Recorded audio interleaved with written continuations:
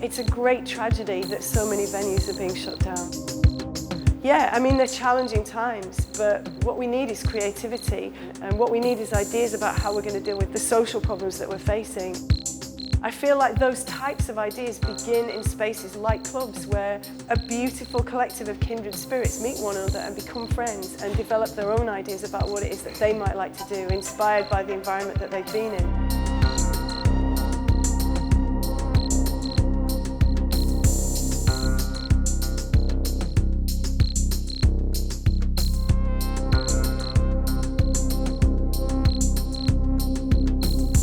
The reason clubs are closing down was because of specific over-regulation and licensing. Whenever there's an incident anywhere, there's been a tendency to hold venues responsible. Unlike a shopping centre where if there's a robbery, they don't call for them to be closed down. Whereas when things happen at a nightclub or a bar, they're often treated as crime creators.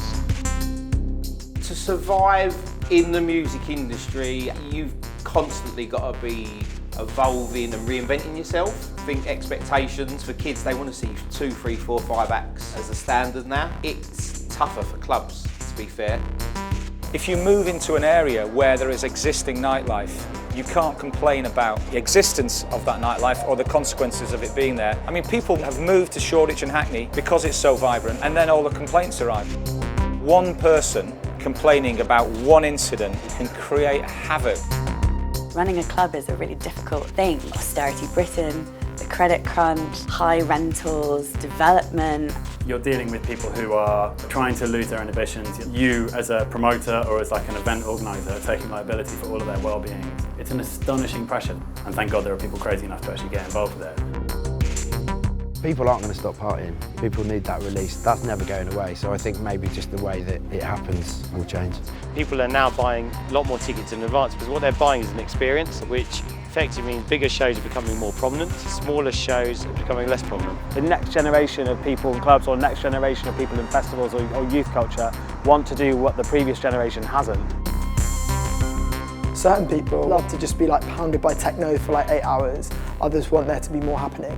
People are always interested in new stuff and new creative things. I think when nightlife culture is hit with all these different challenges, that's the time when people start being creative.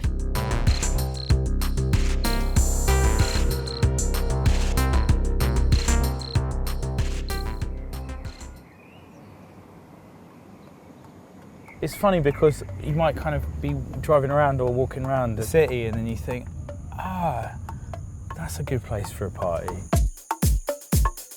We were still running a club night and we did a free party. And then people started asking, like, we're not bothered about the club night, but when's the next alfresco disco? So we took the kind of hallmarks of what makes up a free party, you know, secret location, secret lineup, but turn it into something we can do more regularly and indoors rather than just outdoors in the summer. Just along here, there's a railway track that we did. Our first alfresco disco, really, and that's how it all started. I think it's here. It's a very long time ago now. It's a very long time ago, and it was really dark. There's like a kind of alley down here. And like me and my mate were carrying like 2 really big speakers, and I heard someone clinking their keys. I was like, shh, stop, just like this. And he just like, he knew someone was there, and I knew he knew. But it was so dark, he couldn't see us, and we were just like this. Oh yeah, this is it. We should do another one down here. The decks were here, we had them on a riser. There's these areas in cities, and especially areas like this where no one owns it. It's quite cool to be able to use those spaces in a kind of positive and creative way. Through here, we had room 2. People know that they're going to somewhere completely different that's never been partied in before. So that's a big part of the attraction to alfresco disco.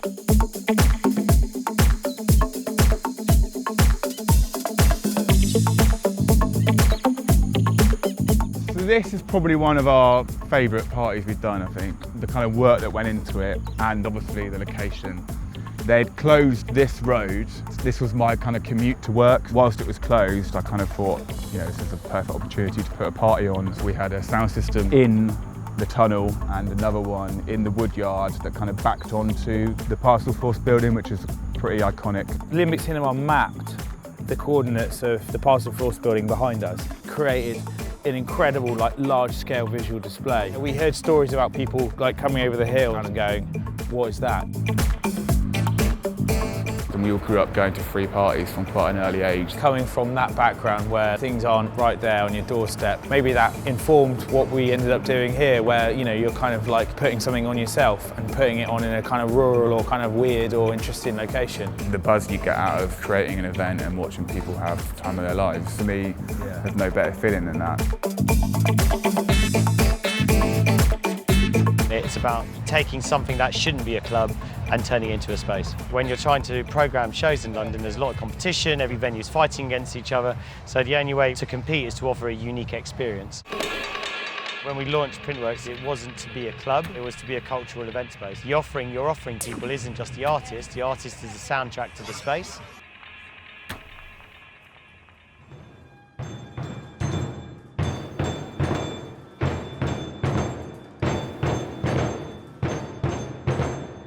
There seems to be a sort of shift in awareness with what nightlife means. People recognising that nightlife isn't just about, repetitive beats and guys with their tops off and sunglasses on. It means a lot more than that.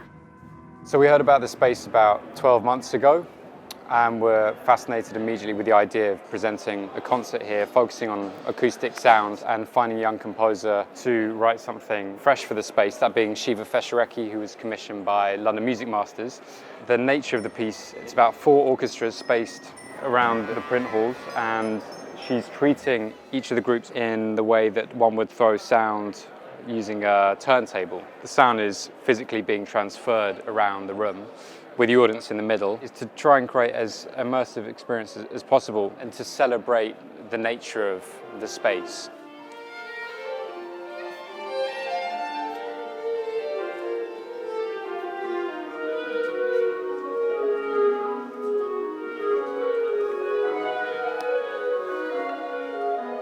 So rather than the musicians positioned one end of the room, sending the sound out in one direction, we want to really exploit and celebrate the nature of this room and present something completely fresh that's written with the space in mind.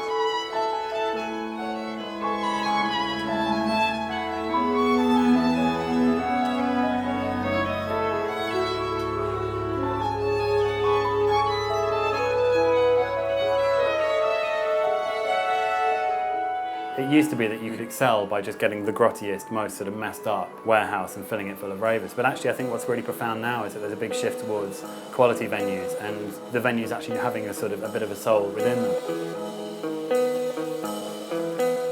So it was just a car park. What we got here was 4 walls and a concrete floor.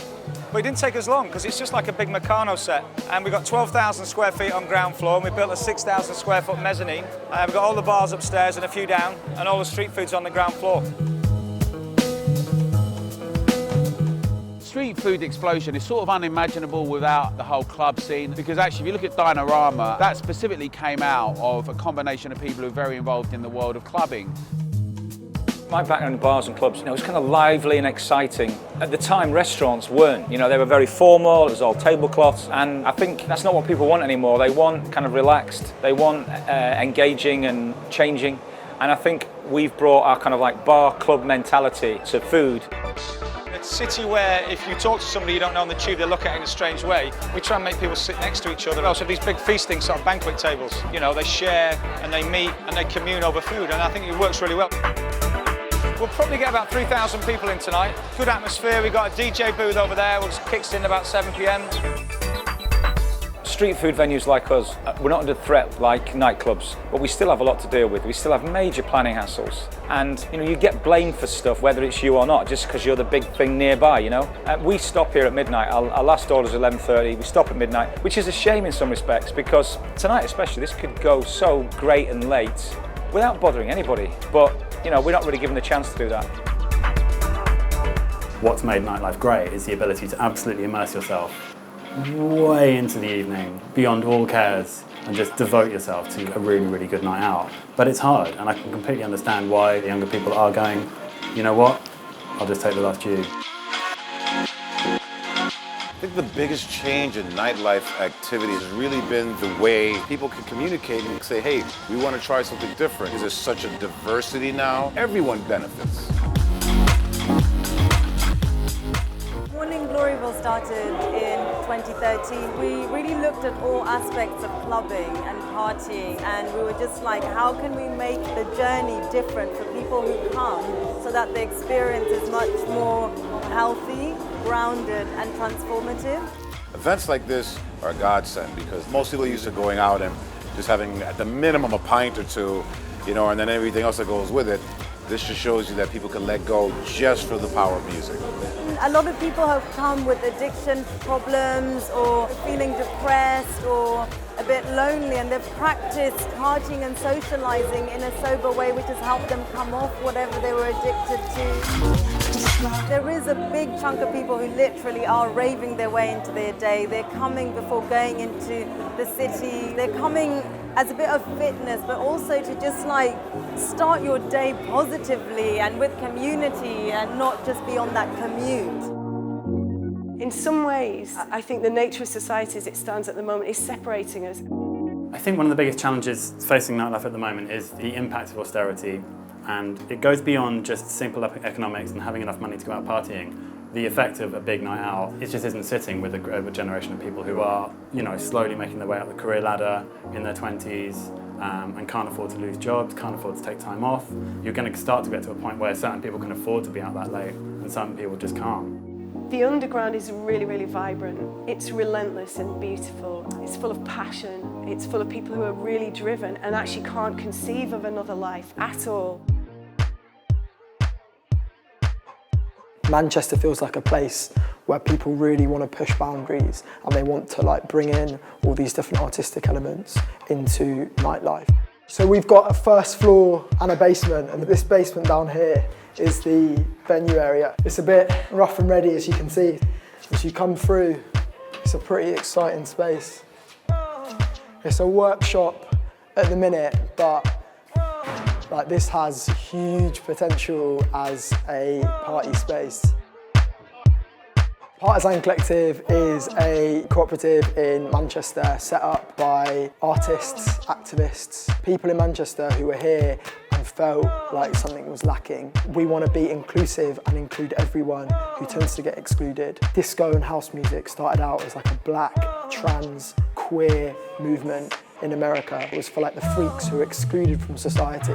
And the worry is that in the UK, in the underground dance music, it becomes more and more for the kinds of people who might have bullied those people at school. The amount of sort of proactive politics that goes along with nightlife is, I think, unbelievably worthy and really, really worth shouting about. I think what we've noticed in the last few years is there's this sort of wave of really progressive people behind nightlife who will step up if there's allegations of sexism or bigotry or homophobia or racism or transphobia against people in the industry. The idea is that this place will hopefully be like an actual hub. There'll be a social space upstairs where all the people doing all the different things, from like self-defense to life drawing to like DJ workshops to campaigning for like migrant rights. All those people will be in that physical space upstairs talking to each other. We can draw on all of the interests, all the expertise, all the passions of the people involved in this and all their diversity, because it is a cooperative. Decision making is together. If you drive around the ring road of Manchester city centre, you'll just see that it's essentially like one big building site of building huge kind of like tower blocks. And we're right in that same place on the edge of the city centre in this old listed building. It's not going to get knocked down because of that. So we can hopefully stand it up against the kind of forces that are trying to kind of cleanse places like this of social and creative spaces. I think there is more of a community around club culture these days. I think definitely we're wanting to have more of an authentic experience, but also wanting to help sort of prolong nightlife as an important part of culture. What is it that we fear? That our life will be cut short, that we suffer injustice, that we find no purpose or pleasure in life. The show's called Party Skills for the End of the World. It's a journey through two buildings. We bring the audience and we teach them all the skills they need to have a party at the end of the world. Well, first of all, what happens is 300 people come into this room that's just full of how to make the perfect martini sign. It's just think, oh, is this for us? And then they have to negotiate going, well, ooh, shall I just nick this bottle of gin or shall I make myself a martini and then this person next to me, do you want one? So they suddenly feel trusted, and then when we let people just free roam the building, we'll teach them how to make a paper flower, how to punch someone, how to throw a knife, how to skin a rabbit, how to make a snare. And the ideas came from, we were looking at preppers, who are people who prepare for bad times. And they seem to spend a lot of their time living in fear. And we thought a lot about that and about how we'd like to sort of have an alternative version of what we would do.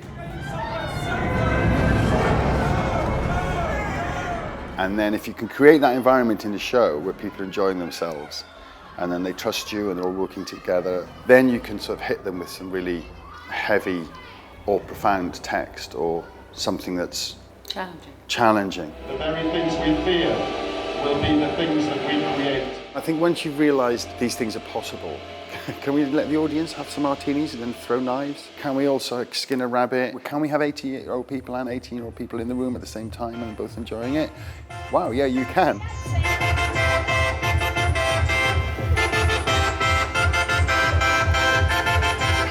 People like being in social environments. I think it makes for a more informal atmosphere. And I think that younger audience, they want that.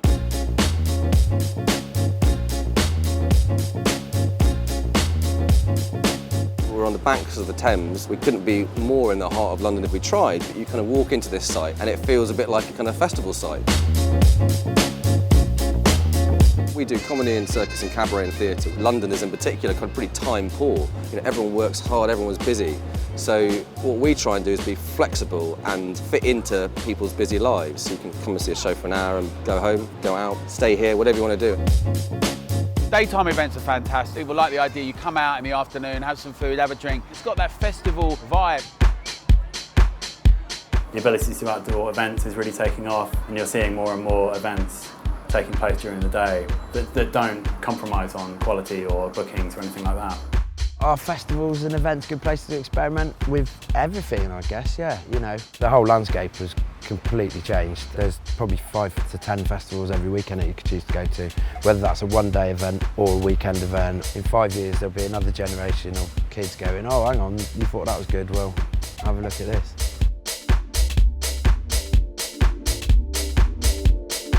I don't think there's a death of nightlife at all. I just think there's a shift. It feels like every 10 years gets to a point where normal clubbing gets a little bit stagnant, and then there'll be a sea change. Probably gone through a period of bobbing around to house music, but not really having much character to it or much charisma. And that's probably why things like Elra are massive, because people suddenly want that again, you know.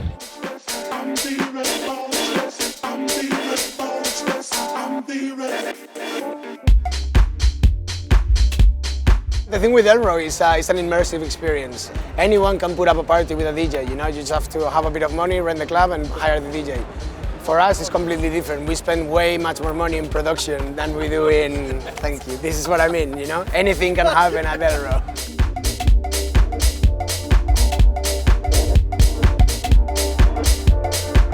DJs obviously are a very important part of the party. I mean, we have Jamie and Seth playing back-to-back now, which are, you know, arguably 2 of the biggest DJs at the moment. If we put it in numbers, we would say 25% of the party is the decoration and the effects, 25% is the performers, 25% is the DJs, and 25%, and this is probably the most important, is the crowd.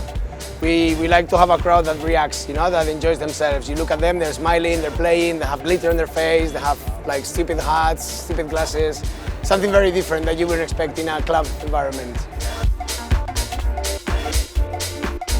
We've always been hiding inside dark rooms listening to banging techno, which is amazing, don't get me wrong, I love it and I still do. But this is incredible, being out in the open air, you know, I think it also changes people's reactions and how you feel. This is where you meet friends, this is where you meet the love of your life maybe. This is, you know, this is where you meet someone that you're never going to see again in 3 years and you even remember the name, but you had the best night ever with him or with her. I think this is, you know, it's in our culture, it's in our DNA that we need to go out and socialize, whether it's a pub, whether it's a club or, you know, or a park.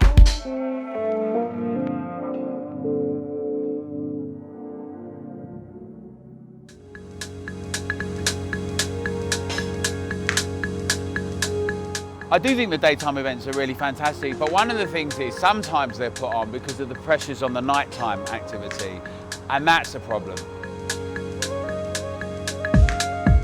Nightlife as this amazing kind of ball of energy is always shape-shifting, and no matter what pressures there are from the outside world, clubbing and nightlife, being a subversive force, always finds a way to deal with that. We've danced through adversity so many times, from the Blitz through the criminal justice bill. It's all about the survival of the fittest, and you have to be really, really tough out there to make it, but I feel that these times could propagate some of the most exciting art that we've ever seen. We're in it because we care about nightlife. It always feels like there's certain forces for which nightlife will be a nuisance and something that shouldn't be a part of a society focused around economies and profit. But I think as long as there are people who love nightlife and want to fight for it and make it their own, I think it can survive.